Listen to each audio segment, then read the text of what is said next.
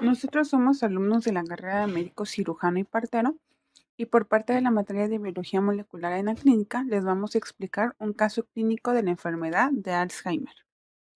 Aquí les dejamos un índice o un contenido de lo que abarcaremos en todo el caso clínico.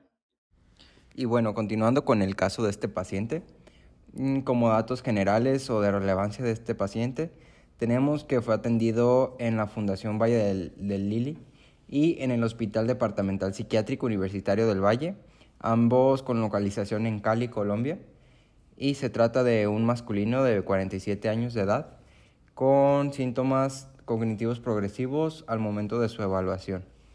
Y también en el artículo no se especifica su ocupación, pero se menciona que no tiene enfermedades médicas de relevancia ni antecedentes sistémicos significativos. Yo les voy a hablar acerca del motivo de hospitalización o consulta y la situación clínica. El paciente acudió a la consulta de neurología con un historial de un año de síntomas cognitivos y conductuales progresivos. Durante el último año, el paciente desarrolló deterioro de la memoria. Experimentó desorientación temporal, además de conductas desorganizadas, por ejemplo, guardar los zapatos en el refrigerador y paranoia relacionada con sus vecinos. El aislamiento social, la falta de motivación caracterizaron más su cuadro clínico inicial, además que presentaba deterioro de la introspección y del juicio, pero no se observaron delirios, ideación suicida ni alteraciones perceptivas. Ahora en cuanto a signos vitales y el estado físico general del paciente, dentro del artículo no se reportan los signos vitales ni el índice de masa corporal del paciente. Sin embargo, es descrito que estaba clínicamente estable y no padecía otras enfermedades. Este tipo de evaluaciones, según la Guía Clínica de Demencias de la Organización Mundial de la Salud, en el 2019, eh, recalca que es importante registrar en el caso de estos pacientes la presión arterial, frecuencia cardíaca, peso, talla e índice de masa corporal. Esto debido a que, como lo habíamos comentado en la presentación de la enfermedad, las alteraciones cardiovasculares o incluso las metabólicas pueden influir en el deterioro cognitivo del paciente. Esto debido al estado metabólico en el que el cuerpo se encuentra, así como el estado de estrés constante e inflamación constante en el que los cuerpos con este tipo de padecimientos se encuentran. Sin embargo, dentro del caso no es mencionado, por lo menos en el artículo, lo que nos podría hacer sospechar de que pues no tenían anormalidades y se decidieron excluir porque no presentaban alguna relevancia dentro del caso. En los antecedentes personales, el paciente no tenía comorbilidades médicas relevantes documentadas. Clínicamente, lo que destacó al inicio fue un cuadro depresivo y de apatía. Lo más importante se observó en los antecedentes familiares. El abuelo materno, la madre y una hermana presentaron demencia de inicio temprano, lo que sugirió un patrón de herencia autosómico dominante. Esta sospecha se confirmó genéticamente en el paciente, quien presentó la variante PSEN1 C.519 G mayor que T correspondiente al cambio P.leu siendo 73 fenilalanina. Esta variante fue catalogada como probablemente patógena en el estudio genético.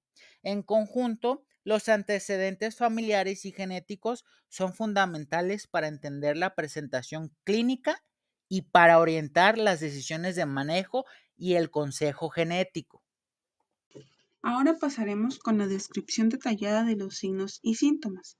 Realmente no había muchos signos vitales en este caso clínico, pero sí síntomas que nos detallaban más al paciente. Estos empezaron y empeoraron progresivamente con el tiempo, porque había un deterioro de la memoria, la prosopagnosia, que esto también es llamada ceguera de rostros, iba a ser un trastorno cognitivo y una forma específica de agnosia visual que se caracteriza por la incapacidad para reconocer rostros familiares, incluyendo el propio. Después tenemos que había una disfunción ejecutiva. Además que el paciente se volvió muy apático y veía todo el tiempo dibujos animados y discutía con su nieto por el control remoto. Además que le quitaba los juguetes y mostraba escaso control de los impulsos, así como también empezó a tener tendencias agresivas con sus familiares.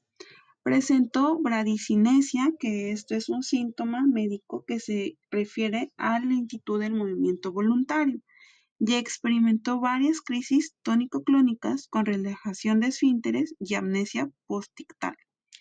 Además que presentó ansiedad grave, apatía y alteraciones moderadas del apetito. Bueno, y ya continuando con las pruebas de imágenes complementarias y o moleculares que se aplicaron al paciente para el correcto diagnóstico de la enfermedad, comenzaremos con las pruebas de imágenes cerebrales, en las que pues se utilizaron algunas, como por ejemplo la tomografía computarizada, que inicialmente mostró un cerebro con un volumen normal para la edad del paciente y sin presencia de hemorragias ni alguna lesión isquémica. Además, se hizo también una resonancia magnética que confirmó que no existían masas ni cambios estructurales de relevancia en la estructura cerebral del paciente. Y 2 años después a estas, se hizo una gammagrafía cerebral, SPECT, que reveló una hipoperfusión en regiones frontales, temporales y parietales, que pues es un hallazgo típico y característico de la enfermedad de Alzheimer. Incluso pues se ha demostrado que en algunas investigaciones la hipoperfusión temporoparietal es un marcador temprano de Alzheimer, incluso antes de que comience una pérdida significativa del volumen cerebral. Y pues finalmente se hizo también un electroencefalograma que pues no tiene hallazgos característicos, fue normal y no hay presencia de descargas epiléptiformes ni alteraciones en el ritmo base, que pues es algo común dentro de las fases iniciales de la enfermedad. Continuando con las pruebas de laboratorio y complementarias, pues esto solo va a ser una rápida mención. Al paciente se sometió a análisis para descartar algunas causas reversibles que podrían indicar un deterioro cognitivo, que pues fue el análisis de vitamina B12, la función tiroidea y pruebas serológicas para VIH y sífilis, las cuales pues resultaron normales.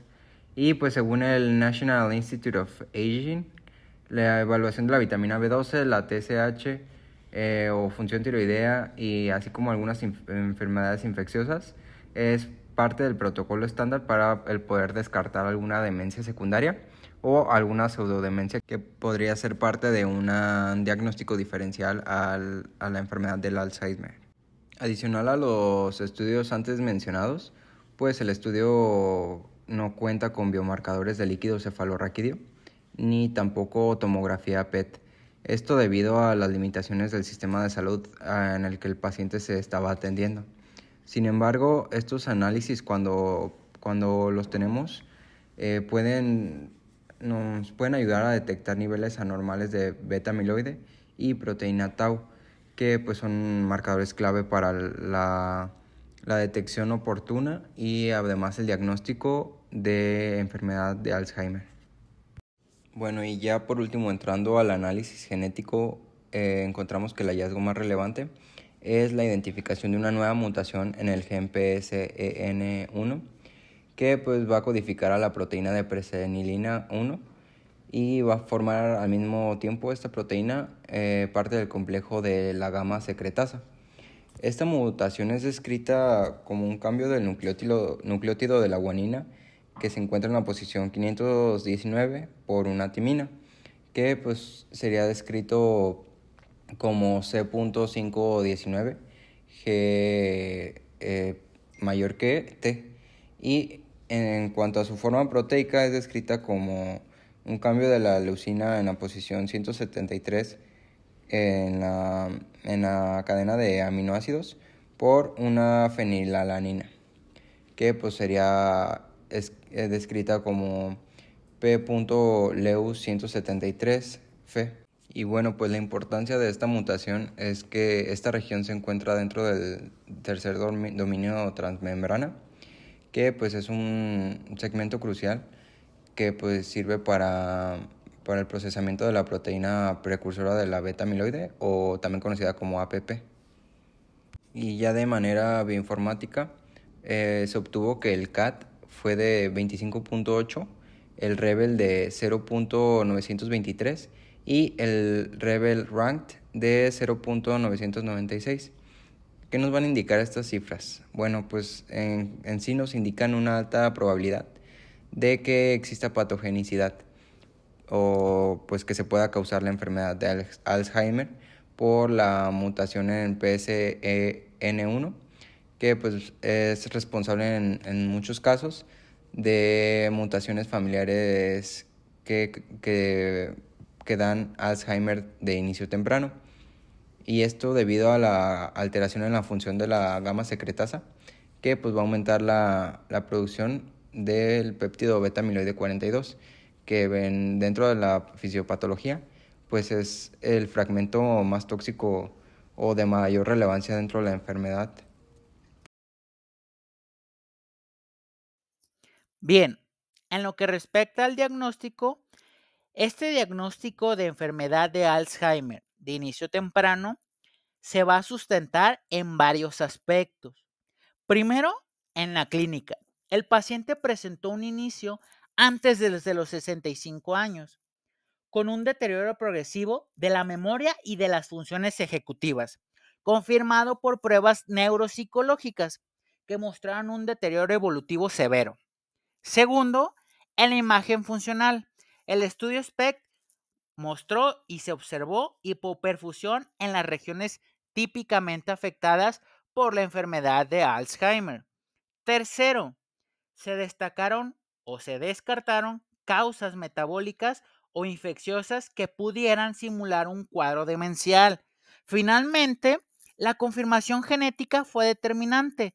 Se identificó la variante PSEN1 P.leu 173 fenilalanina, que afecta el tercer dominio transmembrana de la proteína. Esta variante tiene evidencia funcional de que incrementa la producción de péptido beta amiloide, en especial la que está conformada por 42 aminoácidos, y fue clasificada como probablemente patógena de acuerdo con los criterios ACMG propuestos por Richards y colaboradores en 2015. Ahora bien, con respecto al tratamiento, el manejo fue principalmente sintomático. Para los síntomas afectivos, se inició tratamiento con sertralina, 50 miligramos diarios. En cuanto al deterioro cognitivo, se utilizaron inhibidores de la colinesterasa. Primero, rivastigmina, en parche de 9.5 miligramos, la cual se suspendió por una reacción cutánea. Posteriormente, se empleó donepezil, que se escaló hasta 10 miligramos al día ante la progresión del cuadro. En la fase moderada a grave, se añadió memantina, 20 miligramos al día. La combinación de un inhibidor de la colinesterasa más memantina tiene evidencia de beneficio sintomático en los estadios moderados y severos de la enfermedad de Alzheimer. Para la agitación y las conductas agresivas se emplearon antipsicóticos, inicialmente haloperidol y después olanzapina, 10 miligramos con buena respuesta conductual, aunque con efectos adversos. Por ello, su uso debe ser breve y evaluado con cautela debido al incremento del riesgo de mortalidad reportado en pacientes con demencia. Finalmente, ante la aparición de crisis tónico-clónicas, se introdujo levetiracetam, 500 miligramos cada 8 horas, una dosis habitual y con buen perfil de tolerancia en pacientes con enfermedad de Alzheimer. En conjunto, Todas estas decisiones reflejan la práctica clínica actual y la evidencia disponible para el manejo sintomático de la enfermedad de Alzheimer. Bueno, la evolución fue gradual, pero inexorable a lo largo de más de una década. En las primeras etapas hubo respuestas parciales, por ejemplo, cierto control conductual con el uso de antipsicóticos, pero la función cognitiva continuó deteriorándose de manera progresiva. En las escalas de demencia, el paciente alcanzó CDR-3 y GDS-FAST-7 en fases tardías, con una puntuación MOCA de 0, lo que refleja un deterioro cognitivo global severo. Aproximadamente a los 9 años de evolución aparecieron crisis convulsivas y bradicinesia, complicaciones frecuentes en variantes del gen PSEN1 que afectan los dominios transmembrana de la proteína. También se presentaron efectos adversos a fármacos como un rash con ribastigmina y síntomas extrapiramidales con haloperidol. En general, el pronóstico de la enfermedad de Alzheimer de inicio temprano asociada a PSEN1 es reservado. La progresión hacia la dependencia total y la aparición de complicaciones neurológicas graves son eventos esperables en la evolución natural del cuadro por enfermedad de Alzheimer. Ahora bien, el análisis molecular se realizó mediante secuenciación genómica con curación manual conforme a los estándares internacionales. En este estudio se identificó la variante PSEN1 C.519G mayor que T correspondiente al cambio P.Leu 173 fenilalanina. Las herramientas in silico la clasifican entre las variantes más deleterias, con un puntaje CADD de 25.8 y Rebel de 0.923. Además, existe evidencia funcional previa que muestra un aumento en la producción del péptido beta-amiloide, específicamente el de 42 aminoácidos, y así como un incremento en la razón A beta-amiloide 42/40 en modelos celulares con la misma sustitución, lo cual es coherente con la hipótesis patogénica clásica de PSEN1. Aplicando los criterios ACMG, la variante fue catalogada como probablemente patógena. Desde el punto de vista clínico, este hallazgo explica el patrón familiar de la enfermedad y obliga a ofrecer asesoría genética a los familiares en riesgo. Discutir la posibilidad de una prueba presintomática y considerar las implicaciones reproductivas, así como la posible inclusión en estudios clínicos dirigidos a poblaciones con variantes genéticas específicas. De las pruebas diagnósticas de laboratorio realmente no se hicieron demasiadas, ya que se centraron en pruebas de neuroimagen y moleculares para un diagnóstico y tratamiento certero del paciente. Para detectar algunas deficiencias metabólicas y nutricionales se incluyeron nada más las de vitamina B12 y la función tiroidea. Sin embargo, no se identificaron anomalías. Las pruebas para el virus de la inmunodeficiencia humana, VIH y la sífilis también resultaron negativas. Fueron las únicas que se realizaron en este paciente. Les puse una tablita acerca de los valores o parámetros normales de la vitamina B12, donde extremadamente bajo sería menor a 100 picogramos por mililitro, bajos de 100 a 180 picogramos por mililitro, normales de 180 a 970 picogramos por mililitro, altos de 970 a 1500 picogramos por mililitro y muy altos mayor a 1500 picogramos por mililitro.